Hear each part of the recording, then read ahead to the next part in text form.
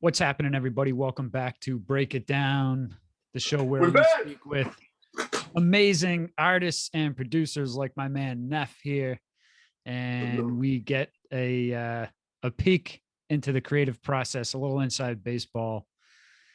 So Neff, thanks for being back with us again. How are you today? Thanks for having me come back, man. Last one was dope. Let's get it. Yeah, let's get it. Let everybody know about what you got going on currently. You released Tabula Rasa. You're a father to a little girl. Catch everyone up to speed real quick. Yeah. So, baby girl's a little over a year old. Got Tabula Rasa out. Got a bunch of collab projects out. Tabula Rasa, Bandcamp, Spotify, iTunes, Apple Music, all that. And yeah, man, always more to come. You know what I mean? I got a bunch of collab projects out right now. Working on a second producer artist album as Neff. So a lot of good things going on, man. Excellent. Life is beautiful. All the links will be in the description below. So definitely go follow Neff. Check out Tabula Rasa. Production's incredible. Thank you, sir. Dope lyricists on there. Easy Money, the Little Fame joint's dope. The NEMS song, obviously we've discussed. Some great stuff on there. So congratulations on that project. Today I want to take it back a little bit to the DJ Nefarious days. Oh yeah. Before you reinvented yourself. So let's break it down. Classic Mindset. This was your first kind of producer collaborative project? Yeah, so that I'm trying to remember. Trying to remember what came first, but I think that might have been the first project I ever did, ever put on streaming and stuff. I think it was, and that was kind of like at that point, on the local scene, it was like, all right, guys, like I'm serious about this. Take me seriously. Kind of move like. I've been like working on getting better, this and that, learning the MP. And I was like, boom. All right. It was like a statement, you know what I mean? And I wanted to put something out and I didn't want to wait for other people to get on my beats. I was just like, all right, cool, let's do this. It's a great album. Craig G, Akrobatik, Sadat X, Edo G, M. Rex, Esoteric. Yeah, man. A lot of local dudes, but also, I mean, like somebody like Sadat X. How'd you hook up with him?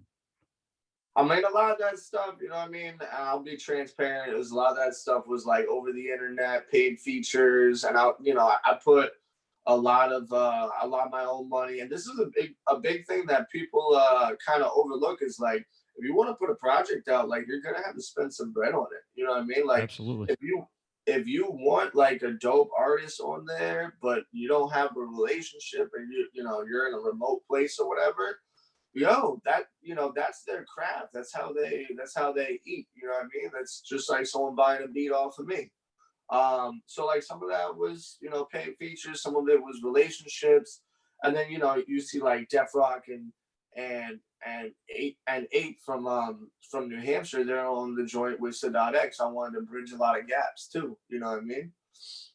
And then what's funny now is I met some of those artists after moving to New York, you know what I mean? Right. So it's like a catch-22. I'm trying to bring up the track list here. What? Oh, I know. I was like, do I have a CD somewhere? I'm trying to think if I do. Do you remember like your favorite collaboration off the project? Obviously. Ooh, I got one. What do you got? The CD. Oh, there you go. Awesome. It's unopened. $2,000 signed. I mean, the one that I was most proud of was the joint with M. Edo G on Ducati, and I believe his name was DJ Jazz, which his cuts are like insane on that track. I remember me and DJ Myth, shout out DJ Myth, back in New Hampshire, we like didn't even understand like how he like it was like humanly impossible what he did. But yeah, that was the lead single. I think I only did one single at that point. And MDOT took it super seriously, pushed it. I'm sure you were part of that. You know, Rev was part of that. And that was the first time I was ever on a blog. And I remember like Googling the track name like 5-10 times a day, just like, holy shit, it's another blog. Picked it up.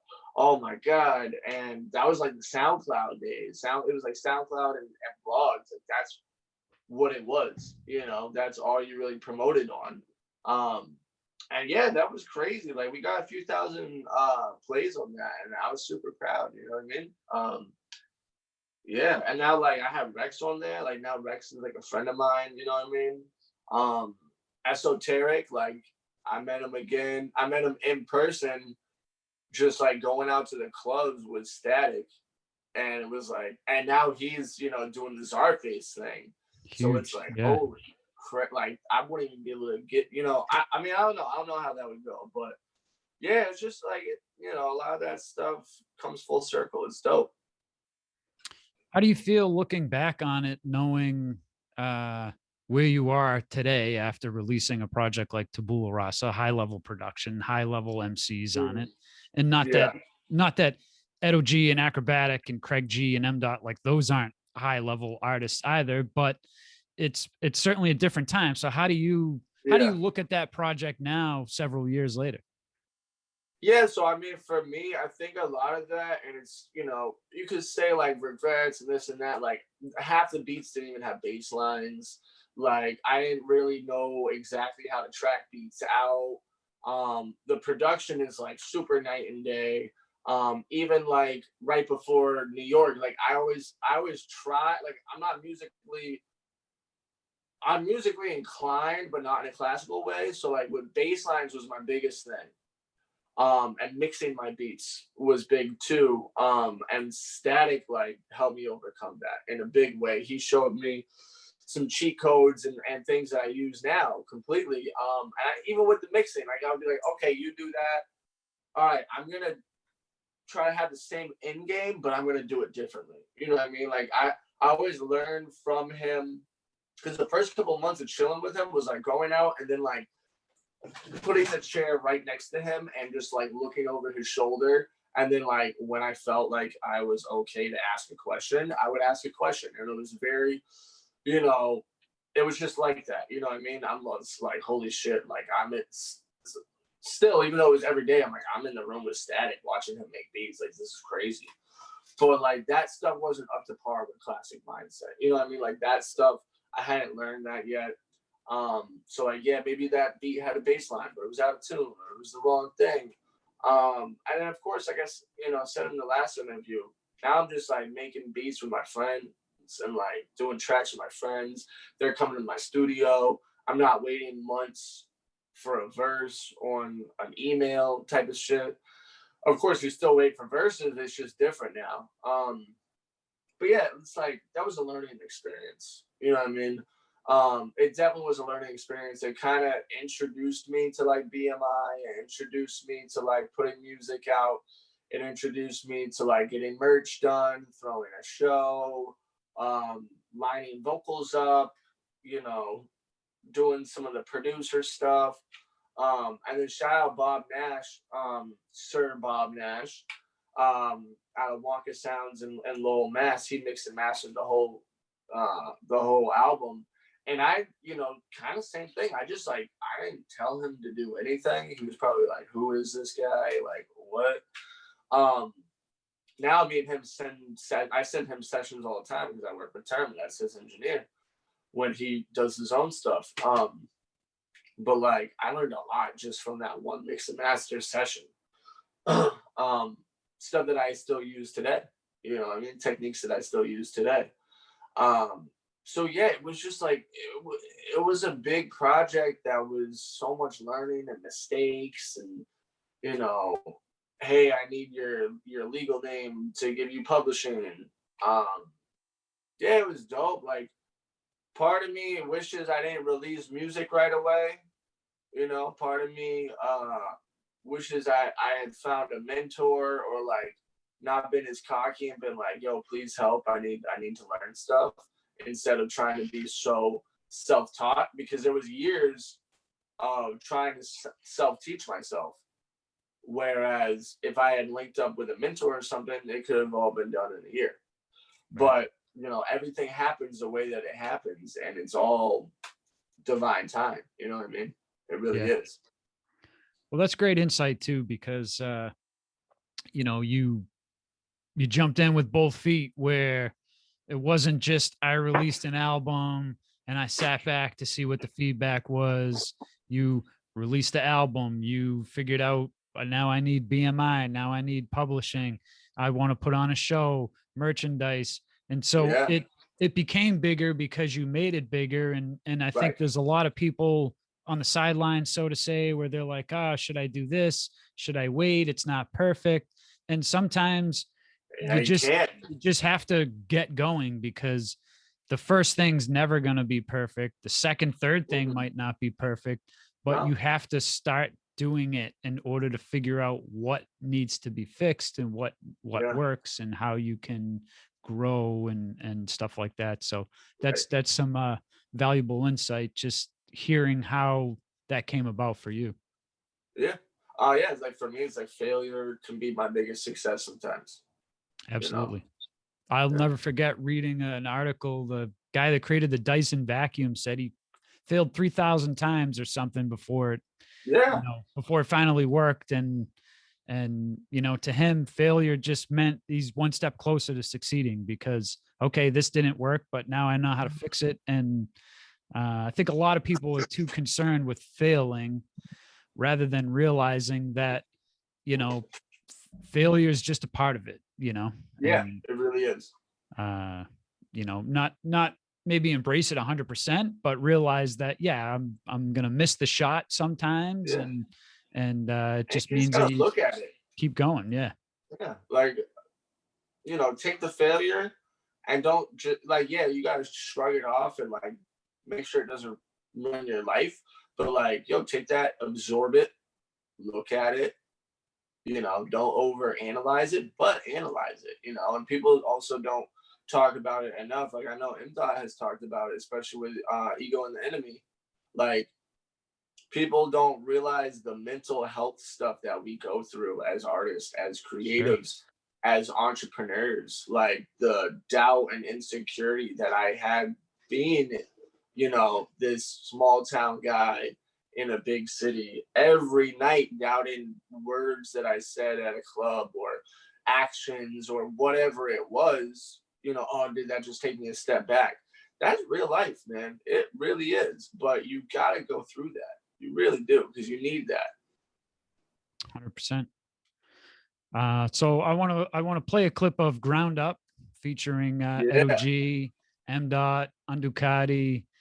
This was one of the biggest singles off the album, in my opinion. I think yours as well. And it's a great song. So here's a little snippet of it right now. All right, let's go.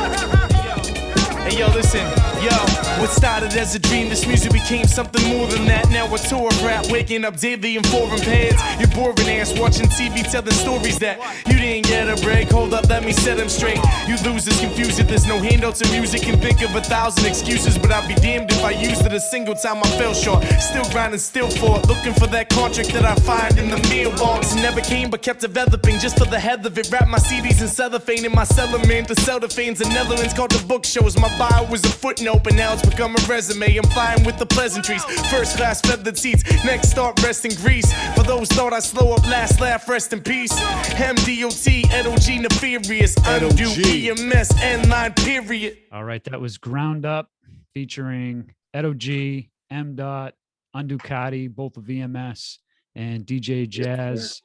The artwork, this is a Gooba creation? It is. And that was so dope because, you know, I feel like M. Still uses him, maybe? Yes. Yeah. Ego Yeah, so, Ego like- 2 is also done. Gooba did all the artwork for Ego and the Enemy 1, Yeah. all the And singles. there was so many different variations and different things that they did. It wasn't just like, hey, here's an album cover. It was like, hey, here's a brand, you know? Yeah, absolutely. So that was really dope to see that relationship. You know, when I started Classic Mindset, like I heard about Bob Nash as this legendary engineer. I heard about Gooba as like that dude to go through. And I was like, all right, if I want to take this seriously, I got to go to those people, pay, you know, the money that they deserve, and like just really go all the way, you know, like, hey, I want to go to the dudes that people respect. So, and then, you know, he continued to work with MDOT, and that was really dope to see. Yeah, and has put out like a little comic, or not a little, but like put out a project of his own, and is still continuing to do some amazing art. So shout out to Gooba. I'll make sure I put a link to his socials as well. Yeah. Neff, appreciate your time again today. Yeah, man, it was an honor. Please let all our listeners know how they can find out some more about Produced by Neff. Yeah, so you know, Instagram's the biggest thing in the world right now besides TikTok. Not really on my TikTok wave yet, but yeah, hit me up on IG. Produced by the whole word, Neff, N-E-F. And then all the streaming, you know, you can go to the streaming platforms for music from there, or if you just search Neff and you see my mug, that's me on you know, Spotify, Apple Music. And yeah, man, connect with me. You know what I mean? It doesn't have to stop at a follow. If you want to just talk, whatever, DM me. You know, I try to respond to everybody, and we just build. Yeah, so definitely hit me up. Let's build on something. That's great. Neff, again, appreciate it. Congrats to all your success. And to all our listeners out there, more episodes to come. We'll catch you next time. Peace. Yes, thank you. Salute. Salute. Thank you for tuning in to another episode of Break It Down. Subscribe to us on YouTube, Spotify, iTunes, or wherever you get your podcast. If there's a song or video you want us to break down with an artist, hit us up on social media at Own Lane Music, or hit the artist up directly and mention our show. Maybe we can talk to him. That's it, everyone. Peace out.